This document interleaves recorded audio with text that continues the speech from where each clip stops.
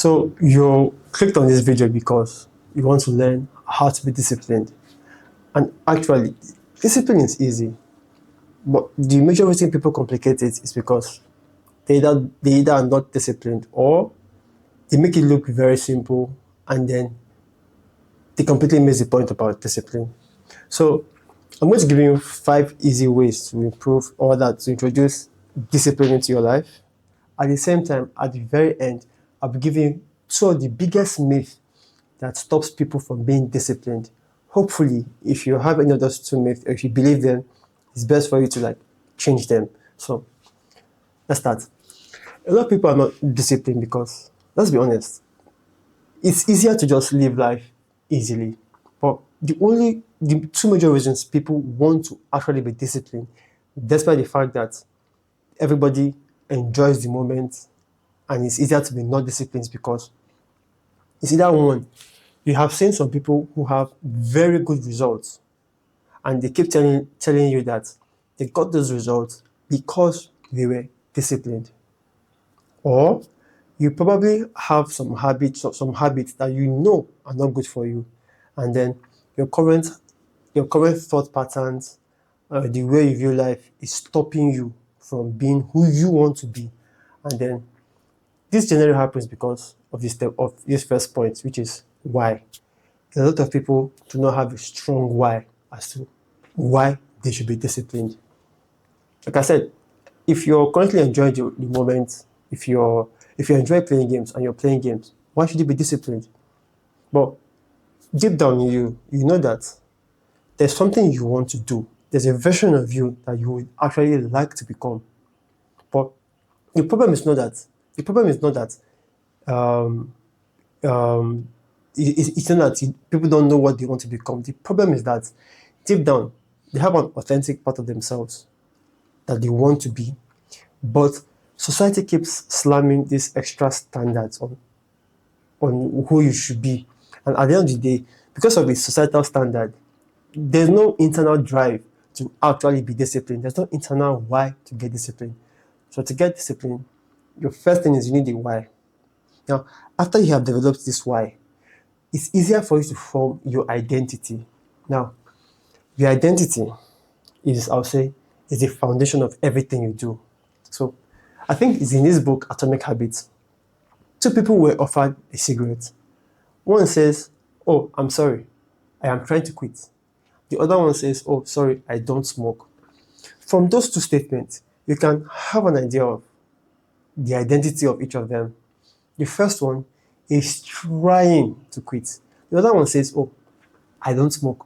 So by telling that, it shows you that the stories we tell ourselves in our head can change the stories in our head. So, or rather, the identity that we have dictates or determines the story we tell ourselves. At the same time, the story influences our identity. So it's easy. If you know why you want to be who you want to be, it becomes easier to know what. And when you know what, it's easier for you to form your identity. Now, some people have identities of who they want to be, but like I said, they are being held back. Their authentic selves are being held back. And what you can do in that very regard is look for movie characters that already embody the traits you want to be like, or you want to achieve discipline at. Like in my case, when it comes to body shape, when it comes to the body I'm looking for, my target is Chris Hemsworth in the Extraction 2 movie. So now, looking at that identity in terms of my body shape, that means it's easier to establish discipline in that area. And also, our identity determines our thoughts, our actions, our habits. So when you have good identity fixed, is the next part is, I'll say, is you need to set up systems and your environment. Now, when you hear a lot of these guys who are disciplined talk about discipline, you mostly hear them talk about their willpower. So the willpower is just it's the effort you put in, the physical effort or the physical or mental effort you put into anything. That drive you put into it is basically the will. But I'm sorry, for anybody who is really disciplined, relying on the will alone is a waste of effort because our willpower is very limited.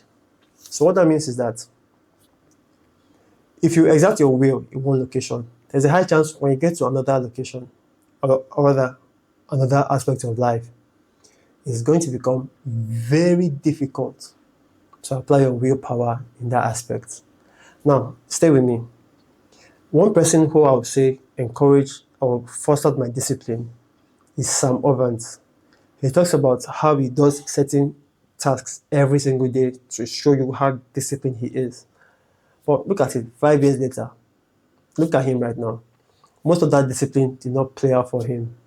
That's because he used up his will. He forced himself to use that will. And at some point, he gave it up because he did not really see the need in it. Like I said, if you know why, and you can craft that long-term identity, and you set up the systems and environment, it becomes easier. So how do you set up your system and environment?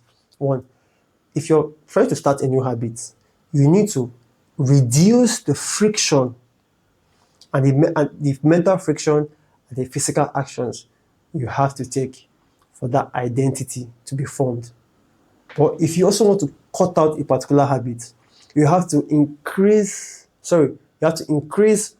the mental friction and actions it requires. For example, if I want to start running, what that means is the day before my run, I should get my shoes, my clothes ready the night before, the route planned, the time planned, and it becomes easier to wake up in the morning, step right into it, and go for it. If you want to cut out something, for example, you want to cut out soda, then don't buy them and keep them around. Just know that anytime you feel the urge to maybe drink soda and you want to give into it, because let's be honest, there are things that you do once in a while and it's not advisable to just cut off 100%. But if by the time you consider the effort of having to go downstairs, having to maybe drive for 10 minutes to just get that soda, you begin to ask yourself, do I really need that soda? Is the effort really, really worth it? Also, in terms of game, so I have video games quite alright. My video game is in the other room. The game controllers are in another room. So after filming this, because today is a Sunday, I'm going to play. I might play the game, but I know that the effort to bring the controller, to connect the game to the TV, that friction is already high enough. So I may ask myself, is it worth it? And trust me, in terms of video games, that has helped me in the last couple of years. Because at the end of the day, this whole video game thing is not really, it's not really a thing anymore for me. But in my own case, it takes a lot of effort to do something. So apply this idea into any habit you want to form. Now, if you have your systems and environment all set up, the next part is basically simple. You have to embrace discomfort. So before, remember when I said everybody is comfortable with their current habits. So when you start, if you're withdrawing from say something you're addicted to, you're going to feel uncomfortable. Your body is going to react. If you're trying to withdraw from smoking, all sorts of things will happen to you. You're going to itch, you're going to cough. Some people even vomit when they're trying to come off certain kinds of drugs. But same thing with being consistent at something. At the beginning, you're going to be bad at it. You're going to want to give up because you're not in the mood. And that's why I like this phrase from Nike, just do it. Just do it. Please forgive me. There's some artisans walking around, but this is the only time I have to shoot. This is the only time I get to shoot. So embrace that discomfort. Still do it. So just do it. It's a philosophy from Nike. After they explored or they looked at the mindset of high achievers, they just simply just do it. So embrace that discomfort and know that somewhere along the line, if you know why you're doing it, you are embodying the identity, you set up the right environment and processes, then you notice that it becomes easier to embrace the discomfort already. And the last part of this, the last system is Start small. It's actually to steadily improve. Now, a lot of people want to jump into discipline with a lot of massive action. But the honest truth is that you're going to revolt. There's a high chance you're going to bounce back because it will be too much to take on at the same time. That's why I tell people, if you want to get discipline, start by getting discipline in one area of your life. And the easiest I see for people to get disciplined and consistent is going to the gym. It has a lot of benefits. Now, when you get to the gym, if you're new to the gym, you can't be lifting things that are very heavy because the next day your body is going to be sore, or you just basically lose the drive to continue. So, like I said, start small. And also notice that being consistent and incremental over the time would always beat intensity. And if you look back in my content creation journey, I attempted intensity over and over again, but I kept on failing. That was because I basically took up the concept of massive action, massive action. Although it's stories for other days, I basically had different priorities until recent times. So please, and this very point of steadily improving will lead me to the two biggest myths of discipline, which is your bonus that you waited for. Is one, you are not doing enough. So what that means is that when you pick one small area of your life you want to get disciplined at, when you're consuming all this content, you get to feel like, oh, I need to do more. Yes, I agree with you. You might need to do more, but at the same time, take your time. Like I always said, having that small increment over time is better than intensity.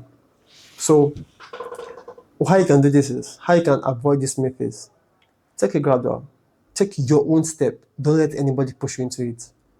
And I experienced this in my life. When I was planning my calendar, I felt like I needed to work for 14, 16, 18 hours a day until I realized that those people who worked for 18, 17, 14 hours a day every day, they did that because they were working in factory jobs and they needed to still build their side hustle. At the same time, it took a toll on their health, which it took a toll on my health also. And then when I realized that, also my dad too worked super hard. I also remember that it's not about how hard you work, it's about how effective you are. What results are you trying to achieve? And most of the time, one thing I've gotten to realize about productivity is that it's okay to be productive for a period and rest for a period, because resting is also a form of productivity. Have you ever noticed why you get answers to questions that you asked, or you get solutions to problems you had while you were working on the project? It's because you're resting. And that rest is easier for you to get answers. It's easier for your subconscious mind to have creative solutions for you. So, like I said, that's how you counter that myth, by actually taking your own steps. Yes, you have to make progress, but make sure it is at your own pace.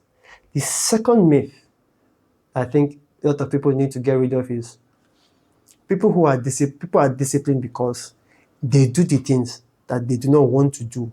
No.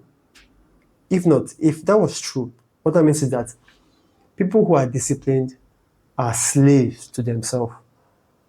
But why that is not true is because the people who are quote unquote disciplined they are free because they are living by their authentic self. When society has a lot of opinions on what you should be or what you should do, try to give you its goals, its ambitions, its opinions, but it takes discipline to say no. That is not living to my authentic self. Because I know, and I basically know a lot of rich people who I would say, especially rich kids, I'll say they are in the wrong business or they are in the wrong line of duty because of their parents. At the same time, I know a couple of them who are being promoted by their parents to do what they really, really want to do. Though that's a question for another day. So being disciplined makes you live to your authentic self. So if you know your authentic self, if you know your why, you know the identity you need to achieve that why, to achieve what you want to achieve, You set up the environment and the systems. You take incremental steps. Mind you, with this, everything forms your discipline. And when you achieve discipline in one area of your life, there's a high chance you're going to achieve discipline in other areas of your life. Yeah, that's it basically. In summary, being disciplined is just you living to your authentic self. So if you know your authentic self, it's easier to get disciplined. That's the summary of today's talk. So thank you very much. Kindly share my video with that person who you think will get value from it. And if you got value from it, please like, comment, share, subscribe, but share the video. Thank you very much. Talk to you soon. Bye for now.